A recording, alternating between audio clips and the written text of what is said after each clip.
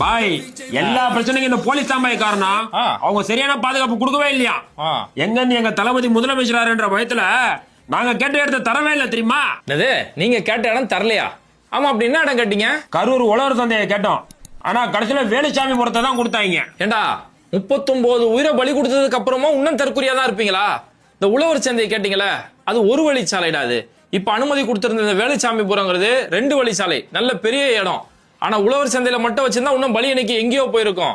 அது மட்டும் இல்லாம இந்த வேலுச்சாமிபுரம் தான் எங்களுக்கு வேணும்னு கேட்டதே தாவேகா கட்சி தான். இந்த இடம் வந்து 1,20,000 ஸ்கொயர் ஃபீட், 60,000 பேர் நிக்கலாம், நாங்க எல்லாத்தையும் ஆய்வு எல்லாம் பண்ணிட்டோம் அப்படின்னு சொல்லி இந்த இடத்த அனுமதி கேட்டதே உங்க கட்சி தான். இது எதையும் தெரியாம உன்ன அந்த சினிமா தேட்டர்ல கத்துற மாதிரியே இருப்பீங்களா?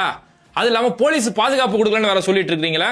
அங்க போலீஸ் எவ்வளவு உண்மையாக வேலை செஞ்சாங்க தெரியுமா?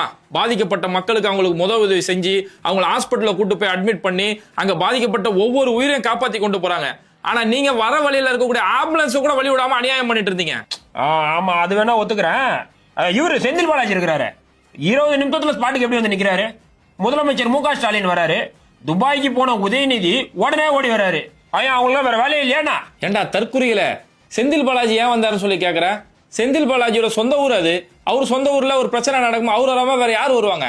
சரி, இல்ல நான் கேக்குறேன், செந்தில் பாலாஜி ஏன் வந்தாரு, முதலமைச்சர் ஏன் வந்தாரு, துணை முதலமைச்சர் ஏன் வந்தாருன்னு கேக்குறிய? கடைசி